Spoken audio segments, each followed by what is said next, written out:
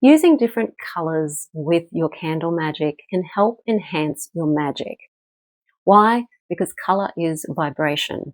It vibrates energetically and it also influences you emotionally. In this video, I'm going to take you on a journey of the different types of candles that you can use for your candle magic, how it works, and then show you how to prepare your candle and do a candle spell. My name is Sandra. I'm the author of Crafting Your Wiccan Path. I help other witches who are struggling to start a practice or deepen their practice to confidently integrate magic, connection, and ritual into their lives on a daily basis. And I work with candle magic a lot. It's one of my favorite types of magic. And when I teach magic, I teach candle magic. First and foremost, so many people love it. I've found that a lot of my students and clients work with candles all the time because the candles just bring the magic to life.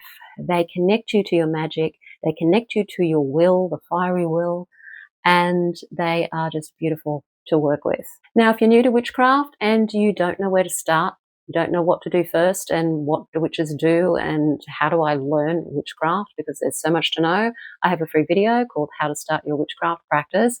There's a link in the description field below this video for how you can watch that video. It's actually a masterclass, so it goes much longer and into more detail than my usual YouTube videos. There's a link in the description field below this video for how you can access that, and you can also find it on my website, mysterywitchschool.com.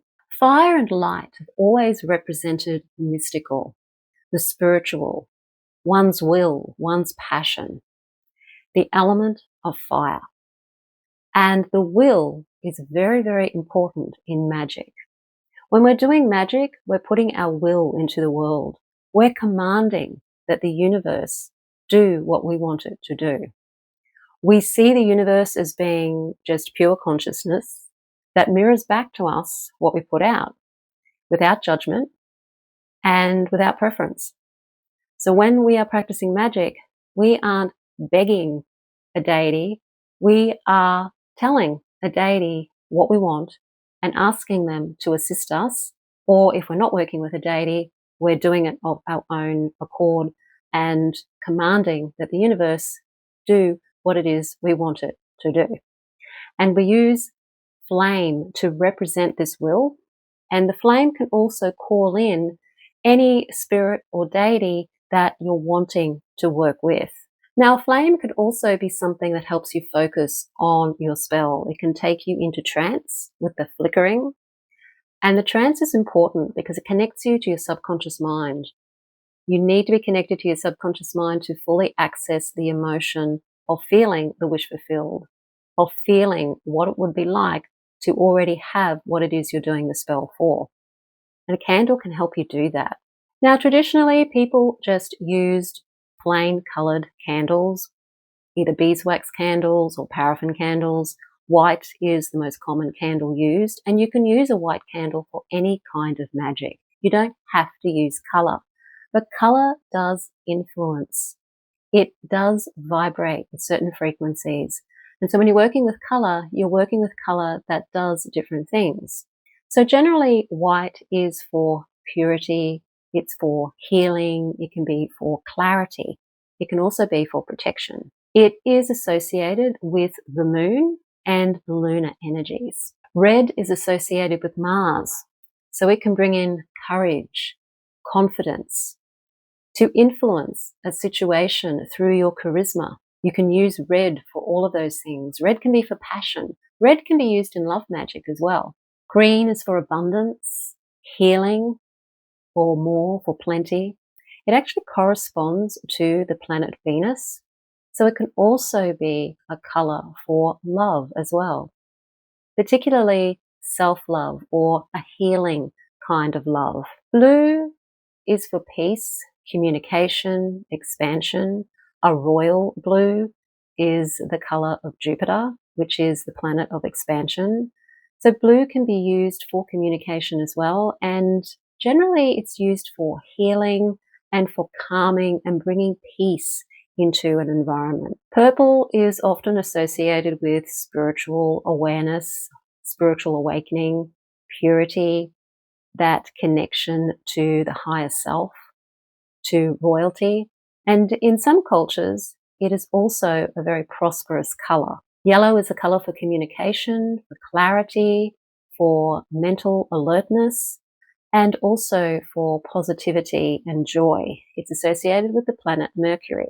And orange is also associated with joy, attraction, success, and is associated with the sun. And of course, black is a candle that we often use too. It can be used to banish something, to absorb negative energy, and also used for protection. There are many other colors that you can use, or different versions of these main colors that you can also use in your magic, but these are the standard colors that we use in candle magic. Now, there's also different types of candles as well. You can have the beeswax candles, you can have soy candles, paraffin candles, and each of these materials will give a certain energy to the candle and hence to the spell as well. Beeswax candles are often preferenced for spiritual work because they're considered more pure and more environmentally friendly. So people will use them more for spiritual things, but you can use them for almost any spell. Soy candles are considered eco-friendly and they burn quite well and are considered more natural. And they are just as effective for spell casting as any other kind of candle. Then you've got the paraffin candles, which are less natural and not as eco-friendly. They are often the candles that are most used, though, and have been used for a very long time for magic and are also quite successful at getting results as well. Now, there's also different shapes and sizes of candles too. I've got a few examples here. There are your votive candles, which are quite a small candle. You usually put them in something like a glass, or you can just burn them down as they are. Just make sure that you have a surface where it can melt onto without causing too many problems. I use a tile for candle magic, and so I'm not spilling wax all over my altar cloths or causing a fire hazard when they're burned down or if they fall over or anything like that. You've got your dinner candles here, which are the candles I always used right back in the very beginning. They do take a while to burn down, but they were pretty much the standard candles back in the day. You've got your chime candles, which are more your modern day spell candles. They don't take that long to burn down. They are probably about half the size. In fact, they are half the size of a dinner candle. And you can also get the thicker ones as well, which I kind of prefer if you can get them. Where I am, you can only get the white ones in that thicker size, but they're still half the size and they only take about 4 hours. They work a lot faster and you don't have to worry about the fire hazard for the length of time you would for a candle that takes probably about 8 hours to burn down. You can also use tea light candles in spell casting as well. They are used. In fact, any type of candle can be used. Also the pillar candles, which I don't have anymore. I don't use pillar candles because they can be difficult to keep going. They tend to extinguish themselves and smother themselves. But they are the thick candles that, like a church candle. And you can use them for your altar candles, but you tend not to use them so much for spells unless you're doing a long-term spell. Some spells take weeks or 7-day spells, and so those candles often will be a bigger candle because you have to actually keep them lit for 7 days. So you need to make sure that the space you put them on is fireproof and they are a bigger candle and will take about 7 days to actually burn down. So when you're doing candle magic, you go with whatever your intention is. If it is for love, then you might use a red candle. You can also use pink for love. Pink is a color that's used for love, self-love, or just romantic love. I forgot to mention pink at the beginning of the video, but yes, use pink if you're doing a love spell. If you're wanting to pass an exam, then use a yellow candle. If you're wanting to bring in prosperity, then use a green candle. If you're doing a spell for more spiritual awareness, use a purple candle. Whatever it is you're wanting to do, see what the qualities of each color are and the planets they are associated with, and then choose that color if you can. If you can't get that color, just go with white. White will work for everything. So when you're doing a candle spell, it is tradition to anoint your candle. And by anointing your candle, it's simply using some oil to put your energy into the candle. So you can use a household cooking oil like olive oil or coconut oil if you don't have any of the aromatherapy oils. Generally, you would match the oil to your intention. So you also need to know a little bit about aromatherapy and essential oils and which scents go with which intention. So for example, if you were doing a love spell, you would use rose oil or jasmine oil to anoint your candle. If you were using your yellow candle for passing an exam, then you would use a patchouli or you could use a bergamot oil to keep you nice and alert. When you're dressing your candle, you want to treat it as symbolizing the magic coming to you. It's like it's containing your magic, and as it burns, it sends your magic out into the world. So you can cleanse and consecrate it and also charge it up by focusing on what your intention is, thinking of the end result. So for example, if it is to pass an exam, you want to feel into what it feels like when you get the results back and you've passed.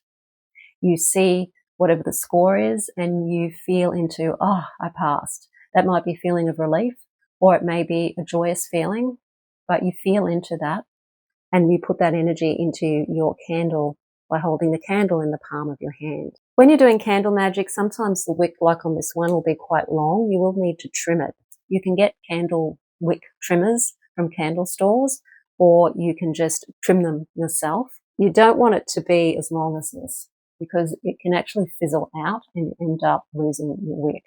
But you don't want it too short either, because otherwise, again, it will fizzle out and you won't get to burn your candle. So when you are anointing your candle, you get your oil, put it on your fingers.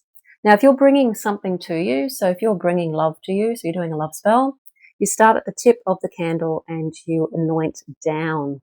And as you're anointing it, you could say your spell, or you could just feel into, love comes to me. What does love coming to me feel like? You could say, love comes to me. As I anoint this candle, love flows to me. And so you're taking it from the tip of the candle all the way down to the bottom of the candle because you're bringing it to you. If you were going to banish something, so you wanted to send something away or block something, you would do the opposite. You would start from the base of the candle and work to the tip, going out like that. Some people like to roll their candle in herbs as well, and you can certainly do that. I do that. It can be a fire hazard though, so you do have to be very, very careful if you are rolling your candles in herbs. You really do have to watch your candle and make sure that it's not left alone without you being able to see what it's up to, because the herbs can spark and the sparks can fly off, and so it can be a fire hazard, but it is part of tradition and people still do it anyway. And then once you're ready to do your spell, you simply light your candle. And because this is a good candle, I'm not going to actually light this one. I'm going to light one that's already been lit because I don't want to waste a candle. So you light your candle and focus on the flame. Feel into your intention. Feel into what it would feel like to have what it is you're wanting to have. Just look at the flame for as long as you feel the need to, and then chant the chant. You can imagine pushing the energy of your chant, of your petition, your spell into the candle. You can even draw sigils or inscribe names or letters or signs into your candle as well. I use a pin for that, or you could use a needle, but I find pins are really good for inscribing things into candles. And imagine the energy going into the candle, and as the candle burns, as the flame burns, the spell is going out into the world. You're releasing it out into the world. And then when you're finished, you generally should let the candle burn down unless it's a spell that is to continue. So with a long spell, like a 7-day spell, you can snuff the candle out. So that means pinching the candle out, not blowing it out. Pinching it out either with a proper candle snuffer or with your fingers. Be careful not to burn yourself because the wax is hot, and then light it again the next day. You may have to repeat the whole spell the next day, and however many days you need to repeat the spell. Or some spells you only have to light the candle until the candle burns down. So with a one-off spell, generally it'll be the candle has to burn down. If it's a continuous spell, you snuff out and relight, either every day or every second day, depending on what the spell actually demands. If it is a bigger spell, like a 7-day spell, then that candle will have to burn for 7 days. So you may have to make sure that if you're doing that, the candle is contained somewhere very, very safe so that it's not going to be a fire hazard. Then to dispose of the candles or the wax, remaining wax after it's finished burning down, is really up to you. If it's a natural candle like soy candle or beeswax, you can still bury those or put them into a living body of water like a stream or something. If it's paraffin, it's probably better to actually put any waste into the bin, and you can dispose of your spell remains in the bin. It doesn't harm the spell in any way because the spell is done. It was traditional to discard your spell remains in nature, and it is the preferred way to do it, because for a spell where you're trying to bring something into you, you want to keep the spell materials on your premises, so you'd bury them in the backyard, for example. If you're sending something away or banishing something, you'd want to dispose of the spell materials away from your home, so you would throw them in the ocean or something like that. But rubbish does get taken away from your home, so it's okay to throw things into the bin if you want them to go away from your home. But if you're wanting to keep your spell remains because you're wanting to bring something to you, then you will need to find somewhere to bury the spell remains. Now, you could have a special pot that is full of dirt that you use to bury your spell remains in. Make sure it's a big one, but it could just be a pot full of dirt, and that could be where you keep your spell remains. Use your creativity for how you do this. Otherwise, you can dispose of the spell remains, but you just need to say, I now dispose of these remains, and they are now neutralized, because you don't want to be sending the spell remains away from your home if you're trying to bring something to you, if that makes sense. You need to neutralize them first.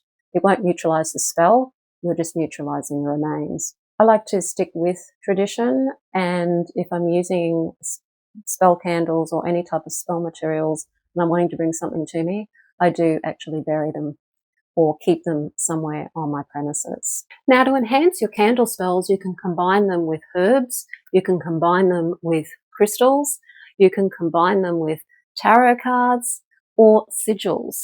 Just make sure that when you are using other materials like crystals, for example, that the crystal also corresponds to the same intention that you have. So if it's love magic, a rose quartz crystal with a pink candle and some rose oil to anoint the candle.